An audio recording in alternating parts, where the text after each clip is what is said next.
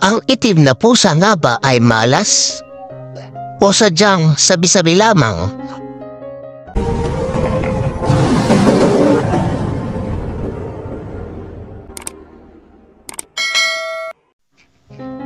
Sa buong kasaysayan, ang mga itim na pusa ay madalas na inilalarawan o connected sa isang supernatural na mga pangyayari.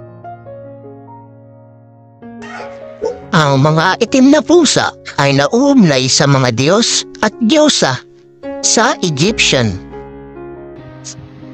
Itinuturing ng mga kulturang ito ang mga itim na pusa bilang makapangyarihan at proteksyon sa kanila. Ang mga alamat ay madalas na naglalarawan ng mga itim na pusa bilang mga simbolo ng swerte at kapalaran. Sa alamat ng Tsino, ang mga itim na pusa ay magandang tanda. Sa Japan naman, ang mga itim na pusa ay nangangako ng mga bagong paglalakbay o swerte sa pera.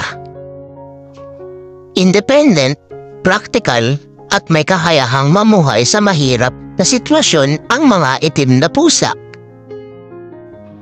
Ang black cat o itim na pusa ay madalas na nag-iisa at mas gustong mamuhay ng mag-isa. Hindi rin nito gaano na ipapahayag ang kanyang emosyon. Gayunpaman, ang mga itim na pusa ay masigla rin habang nakikipaglaro sa kanilang mga amo. Ang mga itim na pusa ay pinaniniwalaan ding nagpapalayas ng mga masasamang elemento. Marami pong salamat sa panonood. Kung nagustuhan niyo po ang video na ito, mag-like, comment at subscribe na lang po kayo para sa iba pa nating video. Salamat po!